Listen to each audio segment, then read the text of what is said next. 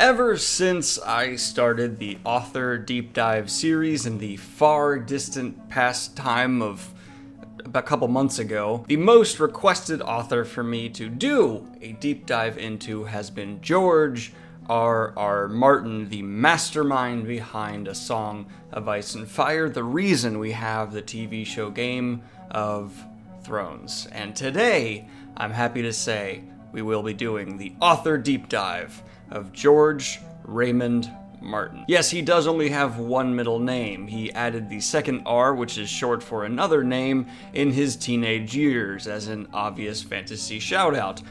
Boom! First thing you're learning about George R. Martin here. No way! It is undisputed that George R. Martin has become one of the best known writers across genre of the modern era, and he actually has written across genre as well, publishing stories that are fantasy, sci-fi, and horror. In fact, his roots begin with monster stories.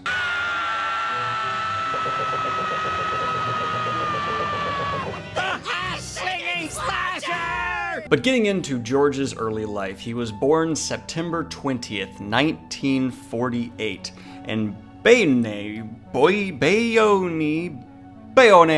New Jersey. Again, name's me, you know how it is. The older brother of two younger sisters. In his early childhood, Martin's whole family lived with his grandmother, but they eventually moved into a federal housing project. And for those of you who are unaware, that's not exactly the nicest living situation. It's not horrible, he had a home and it seems a loving family, but it's not great. In fact, as a result, Martin has commented on how small the world felt like to him when he was a child and how it planted a seed in his mind, making him yearn to travel and see the wider world, obviously forcing the young child to also retreat into his imagination and start training himself to be one of the most creative writers of this era. Imagination.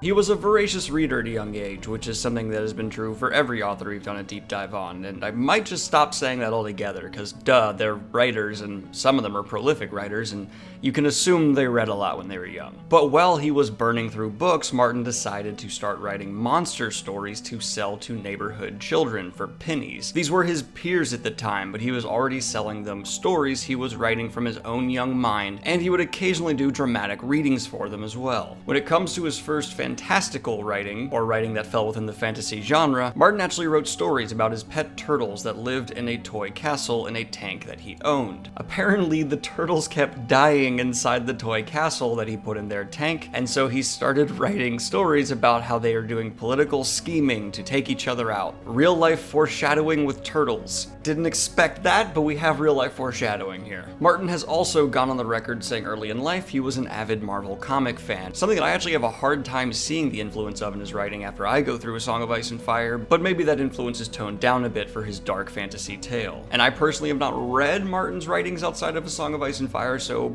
for those of you who have, let me know in the comments down below, how much does his tone shift, or is it pretty consistent to what is set in A Song of Ice and Fire? In fact, in a direct quote from Martin, he has stated, "Maybe Stan Lee is the greatest literary influence on me, even more so than Shakespeare or Tolkien." Martin did eventually land a job at Clark University due to the help from his friend, George Guthridge. Martin worked as a professor of English and journalism and later became the writer-in-residence at Clark University from 1978 to 1979. But unfortunately in 1979, a close friend of Martin's passed and it caused him to reevaluate his life and what he wanted to achieve. He then left his cushy job at Clark University and began writing full-time, publishing several stories in the next few years. All of this came to a head though when in 1996, George R. Martin published the first book in the Song of Ice and Fire series, A Game of Thrones, and the legendary status of that title alone should tell you the level of success Martin found here. This was Martin's magnum opus and was actually a bit of a relief for him to publish, having previously been working on screenplays and scripts which were constantly cut down and he felt like his imagination was limited. A Game of Thrones, the first book in this series, was really where George R. Martin let his imagination fly, and I believe the results speak for themselves. Several very notable authors did endorse the A Song of Ice and Fire series after being asked to read it, including the likes of Robert Jordan. It wasn't until Martin's fourth entry into A Song of Ice and Fire, though, A Feast for Crows, that he landed on the #1 spot in the New York Times bestseller list. And the subsequent release landed George R. R. Martin as the #1 international bestseller. Pretty much the rest regarding A Song of Ice and Fire and its adaptation over at HBO is history. But I wouldn't be doing my job here if I didn't briefly touch on the controversy that is currently around George R. R. Martin, and in my opinion, outright dismiss it. There's a running meme online, mostly focusing on George R. R. Martin and Patrick Rothfuss, asking them to finish up, hurry, get done, complete your series. And the justifications to this are maybe the authors have said they're nearly done previously, and again, that's something that if they did say, I understand, but at the same time, it's art, and they have every right to basically start over at square one if they do not feel it is done. On top of that, George R. R. Martin has had some health issues over the last few years and has been incredibly busy. Just because Game of Thrones has been a huge success, it does not mean George R. R. Martin has been resting on his laurels. He has been writing for the show and consulting, as well as touring and meeting fans and participating in conventions around the country, actually around the world. He is enjoying his life after a long road of success, and I get people want to see the next book. It's an incredible series. But again, it is art, and rushing an artist is ridiculous. You do not want to see their incomplete works. Maybe he does need to just sit back and let it marinate for a while. As authors, that's something that needs to happen. You need to ponder and think about what you wrote to make sure it's what you really want to be out there. He has every right to delay as long as he wants, and anyone who is actually tweeting and harassing him to put out the books does not know what they're talking about. It is a funny meme, and I get the joke. That's fine. But actually harassing an author is ridiculous, and to the people who have done that, shame. Shame. Shame. Shame. Shame. Shame.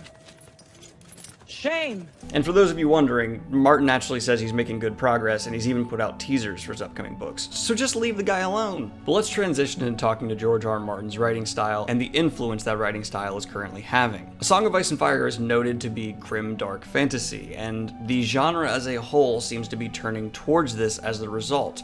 A Song of Ice and Fire is without a doubt the most successful fantasy series in recent memory, actually recently surpassing the fantasy epic A Wheel of Time in overall sales, a 14-book series that was previously a much higher ranked than A Song of Ice and Fire in overall sales. The TV show has propelled the sales of the books, though, and soon it'll be rivaling the likes of Harry Potter if the sales continue as they currently are, especially with 2 more books to go. But this more grim, dark style of fantasy has been noted to ground the genre, make it more relatable to a more mass audience. There's been a bit of a derision between pulling away from fantasy tropes in the books and the recent shows shifting more towards falling back to a lot of fantasy tropes, like heroes surviving insurmountable odds to serve a greater plot purpose. For massive fantasy fans like me, it doesn't bug me as much, but to a lot of the fans who got into the series for more of its anti-fantasy stance, it's been a bit jarring and resulted in some negative backlash. All that being said, since the success of A Song of Ice and Fire, many of George R. R. Martin's peers have come out and tried to steer their own styles to be more similar to his, to reach that larger audience that he has unlocked. The fantasy genre as a whole is growing because Martin has proved there is a lot of untapped potential there, something that diehard fans like myself have been saying for a long time, and I'm forever grateful to him as an author for that. Thanks. Martin's legacy will undoubtedly be not of just someone who changed the fantasy genre forever, but also opened many gates to the medium of television that many people thought were just impossible. We are seeing the largest scale ever battles in the TV series of Game of Thrones, and many studios pouring countless millions into fantasy adaptations of their own to try and match the success that HBO has had with their smash hit series, all of which can be credited to George R. R. Martin's original source material. This man, inadvertently or not, has changed how we will be entertained on the small screen forever. Not something he seemed to set out to do, but is impressive. That is the legacy of George R. R. Martin in around 10 minutes. I hope you guys enjoyed this author deep dive. Let me know which author I should do next in the comments down below. And don't worry, this series is not dead and will continue on for a long time. Like and subscribe if you have not already. Hit the Patreon if you want to support what I do here. Have a good one, y'all. Peace.